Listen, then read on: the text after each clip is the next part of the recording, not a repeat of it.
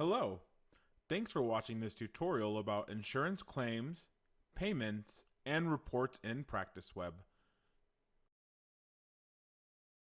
In this tutorial, you'll learn how to set up PracticeWeb to send claims, create and send claims electronically or by mail, enter and finalize claim payments and EOBs, split existing insurance claims, enter insurance company refund checks,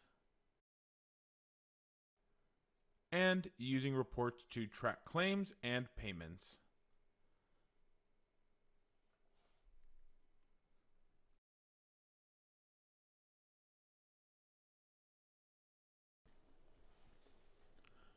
So before sending any claims in PracticeWeb, the first thing you're going to need to do is make sure that you have a couple of things set up. You'll have to set a couple of default settings, and the first one we're going to do is going to be in lists and providers. This is going to be where you need to add your providers to the system. You'll start by using the add button. Otherwise, double click your existing provider and make sure that you've input the correct information in here, because much of the information from this screen is going to carry over into your claims. You'll want to make sure that things like the provider specialty, license number, and NPI number are all set up correctly. It's worth going through and checking all of your provider information to make sure that this is all correct, and then click OK. Then on your hygienist in particular, you're going to want to make sure that the box secondary provider is checked. This will make sure that you avoid having your hygienist show up on a claim as either a treating and or a billing provider once all your providers are set up. You need to set up some practice defaults, so we'll go into Setup, then Practice. In here, you'll see that you have your practice physical treating address at the very top. If the physical treating address is the same as where you would expect claim payments to be sent to for billing, you can leave the billing address and pay to address portions blank. In one case, maybe you have a treating office at one location and all of your billing goes out from a headquarters office. You could fill in that address in the billing address and check the Use on Claims box, so that would override the treating address. Now, this can't be a post office box, so you do want to have a post office box where you would want to receive payments, so you could easily use the pay to address option down here. So this way, you can still have your physical treating address, but you can also be using a post office box from the pay to address to make sure that all of your addresses are set up properly. If everything is the same and you only need to enter that physical treating address at the top to the far right, then this is also where you can set your default insurance billing provider as well. Now, there's 3 different settings you can use on a claim. On the bottom of claims on the lower left side, you're going to have the billing dentist information, and on the lower right, you're going to find some treating and dentist information. So this is where you decide who the default billing provider is going to be on your claims, and you can have it set as the default practice provider, which we look up here. We'll find that right now it's Dr. Jones, and I could change it so that it's always the same as whoever the treating provider is. So if Dr. Doe does the work, and he's also the billing provider, if Dr. Jones does the work, he is also the billing provider for that claim. I can also set it to a specific provider, and this is a great option when you want to use maybe the office name or location as the billing provider, so using more of an entity as opposed to a specific person. You can always set it to just be the practice itself if that's what you prefer. That does require that you go into lists and providers and add your practice provider once this information is all set up. Then go ahead and click the OK button. Now, before you attempt to send any printed claims, you'll need to do a little claim form management in Practice Web. To start, we're going to go up to the Setup menu, Family/Insurance, and Claim Forms. And in here, this is where we're going to choose the claim form that should be our default. And you're going to see that we have our 2018 form as our default ADA form. And here is where you're going to choose which claim form should be your default. And you're going to see that in this list, the ADA 2018 form is currently set as my default.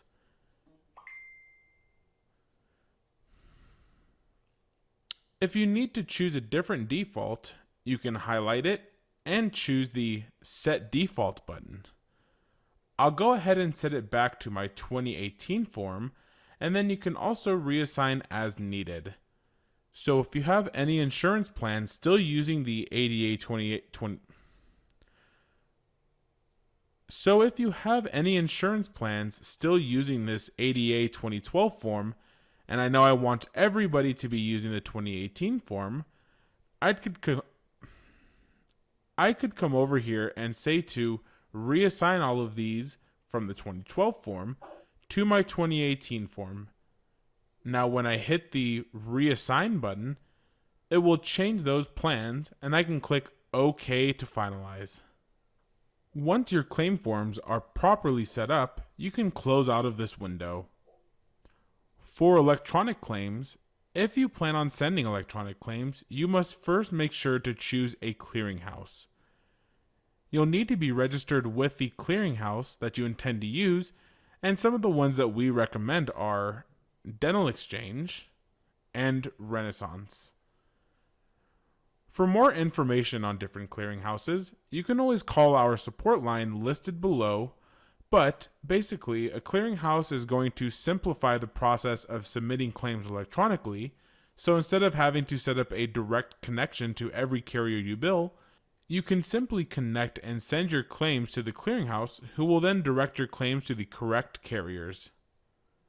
So let's start by clicking on Setup, then Family/Insurance, and we're going to click on Clearinghouses.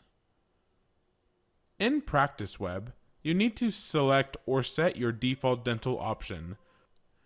If you're using medical insurance, you also need to select and assign a default medical clearinghouse. You can see that I've set Claim Connect as my default dental. To set a default, you would simply select it with a single click and then click the default button down below. Now you can also choose other defaults by doing the same thing and selecting your option and clicking the medical button. You can see that I've set Claim Connect as my default dental. To set a default, you would simply select it with a single click and then click on the default button down below so I can easily change it from one clearinghouse to another. As my default is the same thing as my medical, in the case where you also would like to set a medical clearinghouse, you'll do the same process. Select your option and click the medical button. In your clearinghouse, you can simply double click on it, and this is where you come in.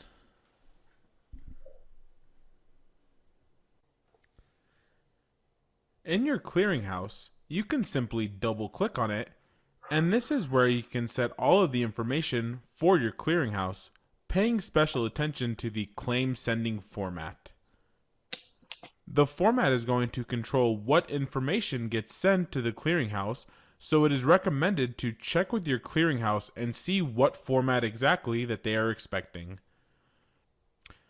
I'm going to set mine to a 5010, as the 4010 is an older format, and if your clearinghouse or insurance is expecting the information in a 5010 format and you send it in a 4010 format, it could cause your claim to get rejected, so keep that in mind. We're going to go ahead and click OK here and close this window. Next, each carrier should have an electronic payer ID, as electronic IDs function similar to a zip code on a piece of mail. So let's go ahead and go into the Setup menu, then Family/Insurance, and Payer IDs. This is where you're going to find a list of your office's payer IDs. When you start sending your claims to clearinghouses, it's ultimately like sending a piece of mail to the post office. The clearinghouse functions as a post office and is going to know exactly where to send your claim or how to route it based on the electronic ID, which can be very similar to a zip code. You can access this list by going to Setup, then Family and Insurance, and Payer IDs.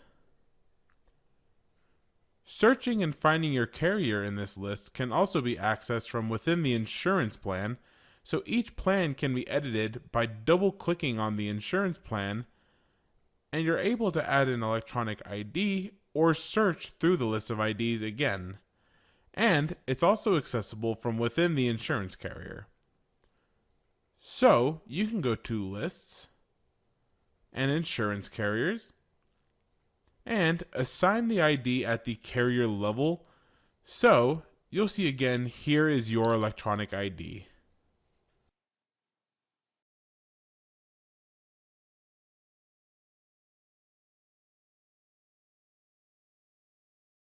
So now that you have everything set up to be able to send claims within PracticeWeb, we want to go over the process of how to create and send a claim. In order to send a claim for a patient, the first thing that you'll need to do is make sure that they have insurance set up under their patient account. I know my patient has insurance because I see the capital I up here in the right side of her appointment window. This can be added within Setup, Appointments, and Appointment Views. And the next thing that needs to happen is that the patient must have completed a procedure, so we're going to go ahead and right click on this appointment and set it as complete. Now we can go under the patient's account module, so you can see here on today's appointment she had the number 18 PFM done when looking at her account. You'll always want to verify that the proper procedures are included inside of a claim.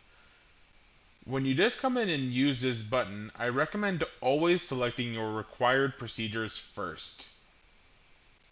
As you can see here, I have a procedure from March 14th and a procedure from March 16th.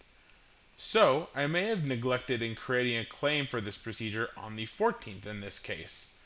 If you don't want to send these both in a single claim, you need to select the procedure and click the New Claim button. And then that will allow you to create a claim for the selected procedure, which in this case is the procedure with the October 14th date of service. Let's go over that one more time in a little bit more detail.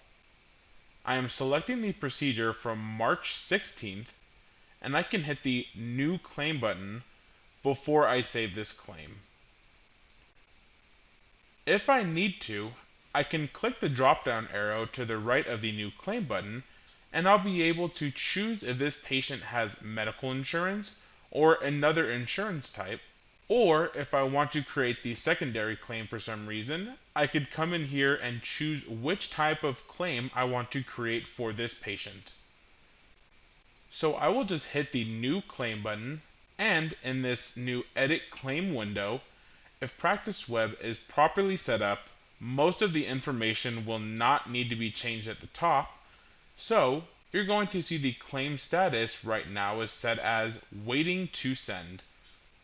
There are several different statuses that you're going to see throughout this tutorial, And I'm going to leave that alone just for now because I'm going to let PracticeWeb automatically deal with the status changing. If I were to hit the send button or the print button, the claim status will automatically change and tell me that it was sent. After this, the claim type cannot be changed. The resend button can be used to resend a claim to medical or dental. This will be based off of a few things like whether the claim is dental or medical, the carrier, and the default claim form that you have set for your office.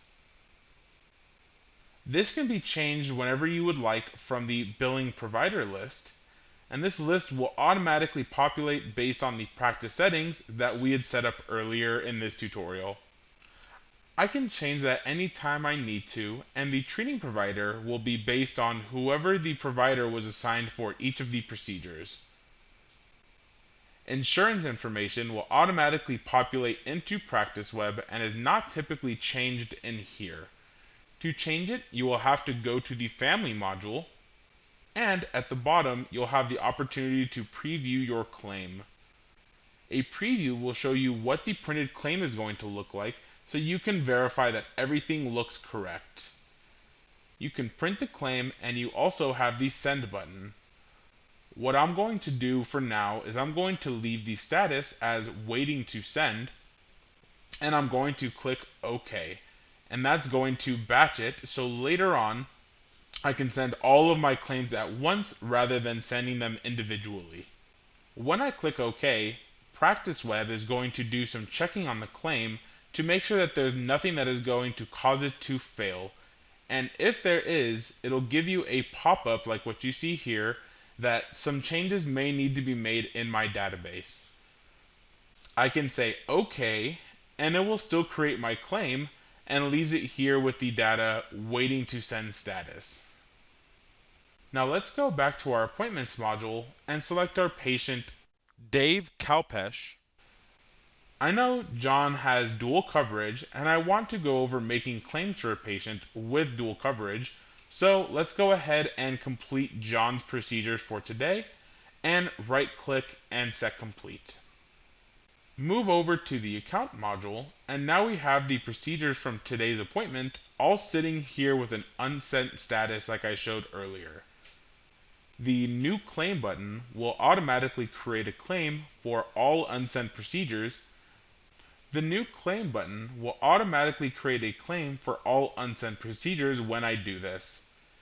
If the patient has dual coverage, I can alternatively choose primary and secondary and do this process twice, or I can simply hit the new claim button.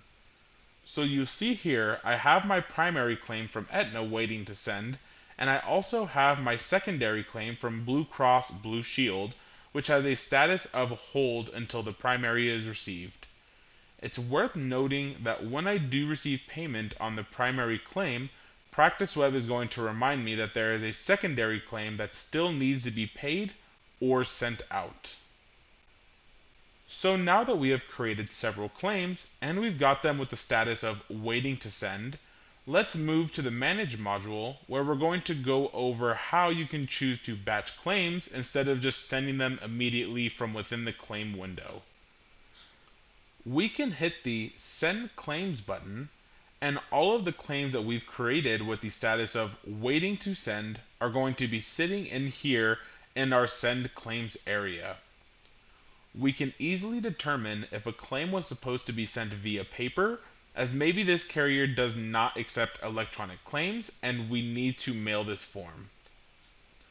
I can select and choose the Print button to go ahead and print a claim, and once that claim has been sent or printed, it will come down here into the History area, which is going to display the history of all the claims that I have processed. You'll be able to see that instead of using the print buttons for the ones you're going to send electronically, you can either select them or just go ahead and hit Send Claims Now at the very top. I do want to have you focus your eyes over to the Missing Information area.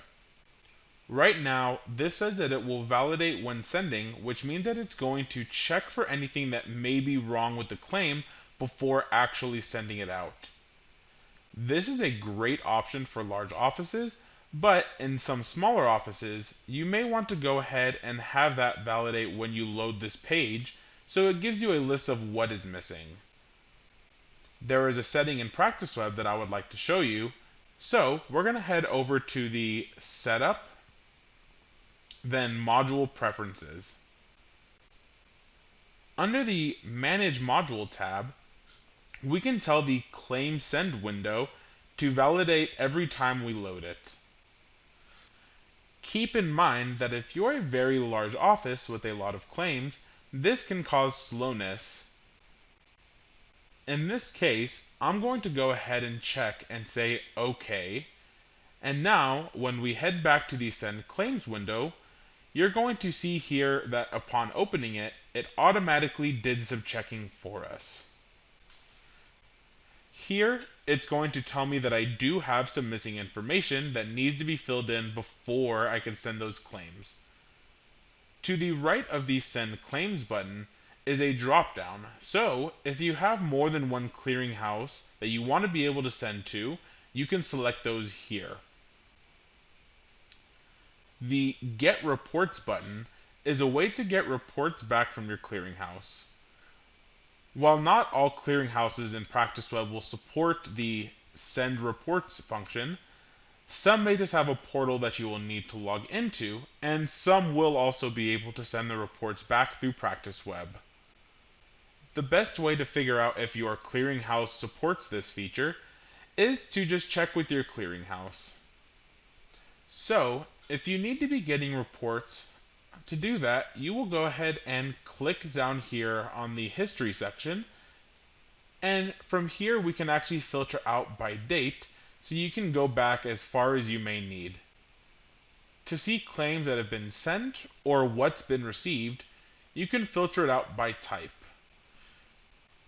So if you're receiving electronic remittance advice, you could narrow it down so I only want to see my ERAs, or I only want to see claims that have been sent or printed. After setting the status, always be sure to click the refresh button to update the list. It is also worth noting that if you need to undo a sent claim, or maybe you accidentally sent the claim when you weren't ready, or you went to print it out before it was prepared, we can always undo this. To undo the sent claim, we're going to go up to the top where it shows the status of waiting to send, and here I could attempt to resend the claim, and we'll go ahead and close this window.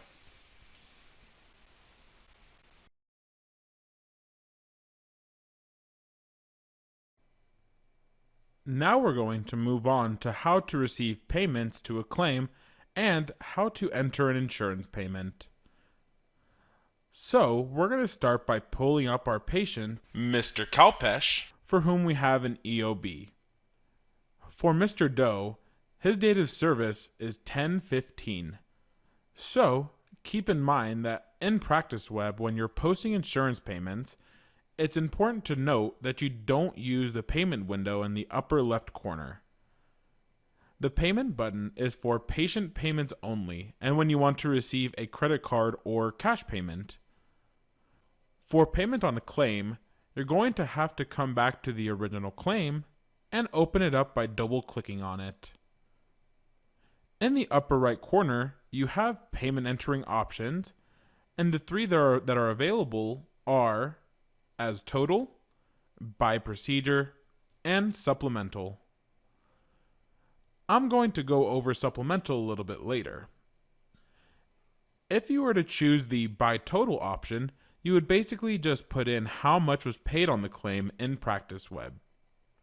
We recommend using by procedure so you can enter an itemized list of how much of the payment went to each procedure on that claim. There's many advantages to itemizing the payments by procedure, and this is definitely the PracticeWeb recommended way of entering payments. If the plan type were a PPO plan type, you wouldn't even be able to enter it in as total, as that option is not available with PPO plan types. The other advantage to using a by procedure payment type is in order to show the amount of write-offs you have for each procedure.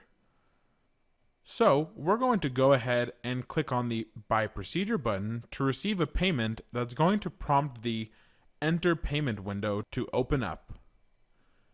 Usually, if you've set up your insurance plan properly, very little editing will need to be done, but the goal here is to get our claim to look as close to our EOB as possible. So looking at the deductible from our EOB, they actually applied the deductible on tooth 14 instead of tooth number 11. In Practice Web, I can select my procedure and hit the deductible button so that it will move that deductible from tooth 11 to the procedure on tooth number 14. Like I said before, most of the time, very little editing will need to be done if your insurance has already been set up properly. If you need to change the amount, you can do that by just double-clicking on one of the cells and changing the amount there. If you need to make any remarks, and you definitely should be, you can always enter in any marks from the claim itself or from the EOB right into this area. So, in the case where there is a posterior composite downgrade to an amalgam or an alloy, we can always make a note of that, so when going back to check the EOB, we'll see exactly why the payment was processed the way that it was. I also want to talk briefly about write-off amounts.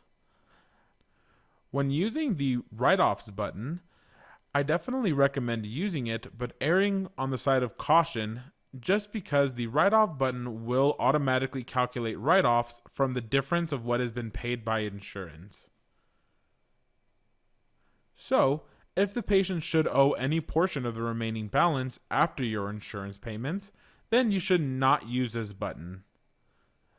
Again, please remember to use caution when using this button, as anything that the insurance did not pay will automatically be written off. So, if there is a section or a portion that needs to be paid by the patient, then you will not be using this button. Once you have your write-off, go ahead and make sure that all of the information here looks correct, and when you're done, go ahead and click OK. Now at this point, we're still not done entering in our insurance payments until we actually finalize the payment. To start finalizing your claim, there are going to be two options. In the middle of the Edit Claim window, there will be two buttons, one that will say This Claim Only, and another that will say Batch. The This Claim Only button will be the button you will use when entering in an insurance payment for only one patient, where the Batch option is going to be what's used for EOBs that have multiple patients on a single check. For now, we're only going to concern ourselves with the This Claim Only button. After clicking our This Claim Only button, we're going to be presented with a couple of different options for adding information. The first type we'll want is to make sure that we have the proper payment type set up. As well as the payment type, there is also the Claim Payment Group option if you have that enabled, as well as things like the payment posting date, the check or EFT issue date, the total amount, check number, bank branch, carrier name, a section for adding in notes, and if you work with any virtual credit cards, then you should have some sections at the bottom to add in your credit cards. In this case, we're going to add in our payment amount as $150.12. We'll also need to make sure that we have a payment posting date entered in there, as well as entering in any other information that might be prevalent to your EOB. Once we're done, we'll go ahead and click OK. So, now that we have our payment of $150.12, and we ensure that it is correct, I can see that I have the amount here that matches the amount down here at the very bottom. And we also ensure that the payment is allocated to the correct patient. If I need to scan an EOB, I have my Scan EOB button down here at the bottom left, and that will spawn a window that will allow me to either scan a single page or a multi-page document. Once I have my EOB scanned in, I can go ahead and click OK to finalize the EOB scanning. This will return me back to my claim from which I started at. Now, you're going to see down here that I have my check number listed and the date that the payment was received, and in the ledger we'll now have a payment of $150.12. If you get a check from the insurance company that is a bulk payment or for multiple patients, the process will be much the same.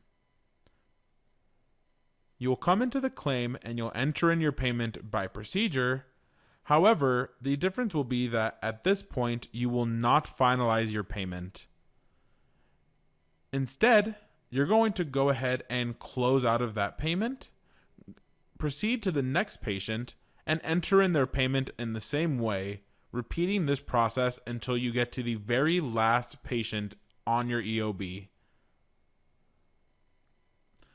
At this point, you're going to go ahead and finalize your payment, but instead of using the This Claim Only button, you're going to finalize using the Batch button instead.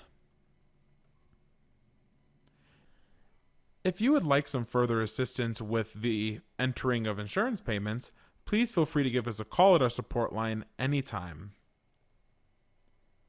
So now I'm going to return to our patient, Dave Kalspaw, and we're going to see that he has dual coverage.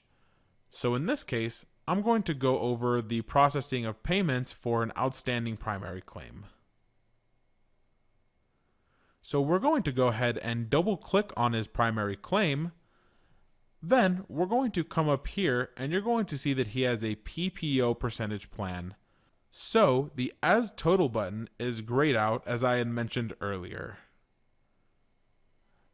I'm going to go ahead and use the By Procedure option with dual coverage. And I'm not going to have a write-off until after my secondary pays in this case. So I'm not going to worry about entering in any write-offs until we receive that secondary payment. In this case, we'll see the payment was $2.99. So I'll go ahead and click OK, and I'll finalize this payment. At this point, we should see that we have our $2.99 check as well as a check number, and at this point, we can always go in and scan our EOBs if needed. If not, then go ahead and click OK once you have verified that the information is correct. Once finalizing the payment, we will be reminded that the patient does have a secondary claim. At this point, you will get a notification that a payment still needs to be entered for a secondary insurance after this one has been processed. I'll go ahead and click OK to the notification, and now we'll need to go into the secondary claim to go ahead and send it out. At this point, you can mark it as waiting to send if you want to send it as a batch claim. If not, then go ahead and click the Send button down at the bottom of your secondary claim.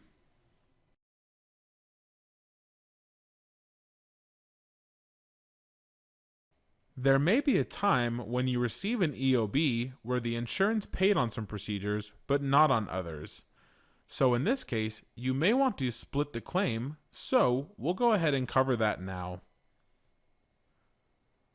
We're going to find our patient, Mr. John Doe, and for Mr. Doe, the insurance paid for his fillings in the data service of 1015, but they did not pay for the crown on tooth number 4.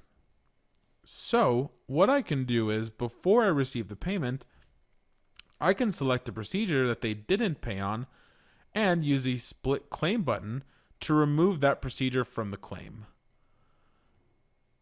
with it removed, I can still continue to track the outstanding status on that procedure and know that I'm still expecting money from the insurance. So, once I've done that, I'll see that in my original claim, I still have my composites separated in this claim, so I can go ahead and receive my payment and close that out. Processing the payment as we did before, we'll assume that everything is written off, and we'll go ahead and click OK on this claim. We can finalize our payment again by going through this process and making sure that everything matches. We can scan in our EOB if needed, and once you're done, you'll click OK, and now you'll have that claim completed. Now in this case, I'll still have the composites associated with this one claim, while the other tooth will be associated with the separate claim that we created. I'm still expecting a payment on this, so we're going to go ahead and move to when you receive a payment from insurance on a claim. Now that I have the claim associated with tooth number 3 and number 5 with those composites, you can see over here I still have tooth 4 and a claim by itself, so I can track this for outstanding claim statuses. I'm still expecting payment on this, so let's move up to when you receive a payment from the insurance on a claim that they've already been paid out on. We're going to pull up our patient, Miss Jane Doe, and in this case for Jane, we're going to go into her claim. In this case, we're going to be using the supplemental option that's within Practice Web. This is used when insurance makes an additional payment on a procedure that would normally be very common in orthodontic situations. In those cases, you'll usually bill a procedure to the insurance, and the insurance will make multiple payments on that one same procedure over time. This can happen for any number of reasons. We see insurance paid out $82.24 for. But for whatever reason, they only sent $80. So they're paying the other $2.24 on. And we're going to come up and click on the supplemental button at the very top. This is going to allow us to add additional payment to this tooth, and in here I can add the $2.24 that they paid, then click OK. In this case, we will still need to finalize the supplemental payment. So, to finalize this payment, I'm going to leave this as a electronic funds transfer and put in a transaction number in the check number field, just so in the future I can reference that if we need to. After that, we'll click OK. At this point, we could scan in an EOB if needed. If not, then go ahead and click OK at this window. Now, when we go back into the claim, we're going to see a history of the original $80 payment, and now it's also going to include the $2.24 that was added later with a supplemental payment, so we can see that we have a history of when the payments were received for this claim. Now, in alternate circumstances, you may have times when insurance is overpaid and now they are requesting a refund. To do this, we're going to move over to Jane Doe's mom, Sally. And for her, we had sent a claim out that was on 10/14, and the insurance paid the included amount for this pano, but then for whatever reason they realized that she had recently had a pano, so they didn't want to cover this procedure. Now, they're requesting that we send the money back. In this case, they are requesting the $87 back from the pano, and to do this, it's going to be quite similar to how we process the supplemental payment. First, we're going to select the procedure that they want to be paid back on, and we're going to hit the supplemental button. Now, in this window, we can enter in a negative amount, and remember that we are sending $87 back, so in this case, we're going to put a minus sign, and enter in our dollar value of $87. Now, at this point, if you want the patient to be responsible for the amount, you can go ahead and leave the write-off portion as blank. If you want the difference to be written off, go ahead and enter in that difference in the write-off box. At this point, you can also always add in any remarks that you may have that are related to why the payment is being sent back to the insurance. So, in this case, if the insurance lets you know that they have already exceeded their yearly frequency, then you can notate that in the remarks section. Once you have entered in the information again, check in the totals at the bottom and the top as we've done before. Go ahead and click OK to finalize the payment. It will need to be finalized as a negative payment, and that way we can mark it as a check. We can put in our check number, so maybe we can say this is check number 125. Then we can make a note so you know that the refund is going to the insurance, and click OK. Before finalizing, make sure one more time that your amounts match, and once you're done, go ahead and click OK to finalize your payment. In this case, we're not going to have an EOB since they are requesting a refund, so you may want to scan in a copy of the check that you are sending back. Now, this will give us a final result of having our negative amount showing the refund that was processed and why it was processed to insurance. Let's go ahead and take a look at some of the reports in PracticeWeb that are going to allow you to make sure that you're getting payments back and that you don't miss those claims or procedures that fall through the cracks. So, to start with, we're going to go to the very top toolbar, click on Reports, Standard, and Payments. The payment report is a way to get a listing of all payments either in a date range, or if two dates are set exactly the same, it will just be for that single date. I'm going to go ahead and group this by patient for today's purposes, and I'm going to just show the checks, not the electronic funds transfers, so I can go ahead and choose my filter options for what I want to see specifically. I can also filter it out by providers or clinic views as well as I need to. I can run this payment report and you'll be able to see all of my payments that I've posted today that were checks. So what I really want to use this for is to ensure that the amount that I have matches the checks that I have in hand. We can close this window and we're going to have claims not sent report as well. This is going to be where if you have created a claim but for whatever reason it hasn't been sent out, they will all show right in here. It may be that you're waiting to send all of your claims until the end of the day, or it could also be that it's a secondary claim and you're going to hold it until the primary claim is received. You could also do a single date, or you could choose a date range and use the two calendars to set your date range at the very top. We'll say OK, and in this report, we're going to see that we have several claims that have not yet been sent. We have the wait queue ones, which are ones that are just waiting to be sent. We'll find those in our batch send claim area in the manage module. And then you'll also see that we have a couple of secondary claims that are just waiting until the payment comes in from the primary. We can go ahead and close this. There's also an outstanding insurance claims report. This report is going to find all of the claims with the status of sent and that have not yet been received. So, if you haven't received payment on it, you're going to filter this report by the age of claims. Now, my database is a relatively new database, so in order to see everything I have, I need to remove the date filter.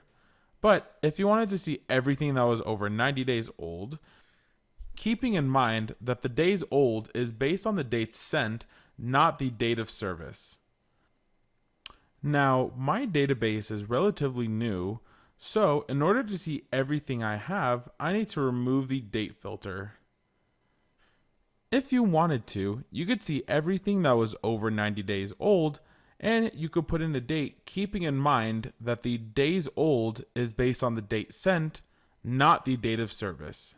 And the amount listed is the amount billed, not the payment expected. So this would not be a good way to see how much income you guys may be expecting. You can also choose to include or not include pre-ops using the checkbox at the top, where you can also filter out by provider. Go ahead and click close. Our next report that we want to take a look at is our insurance overpaid report. This finds situations where the payment and the write-off exceed the amount billed on the claim, so that you can make sure that your write-off is entered correctly. Here, we can see that we had a patient who had the fee billed of $384, but upon entering my insurance payment and write-offs, somehow we ended up crediting their account $394. It is recommended to look at these on a case-by-case basis and look to see exactly what needs to be fixed. I want to have you take a look at our next report, which is the Procedures Not Billed to Insurance report.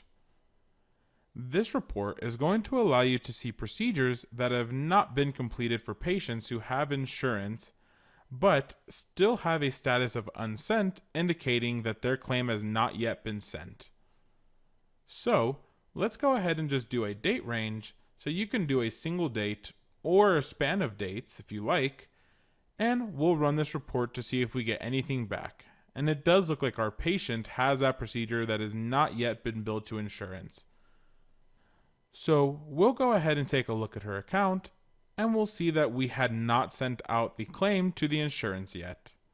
So we can come in here, send our claim, and change the status to sent verified. If you haven't sent your claim out yet and you would prefer to send it in a batch, go ahead and refrain from sending out until you're ready to send all of your claims out at the end of the day. This completes our overview of the insurance claims, payments, and reports video in Practice Web.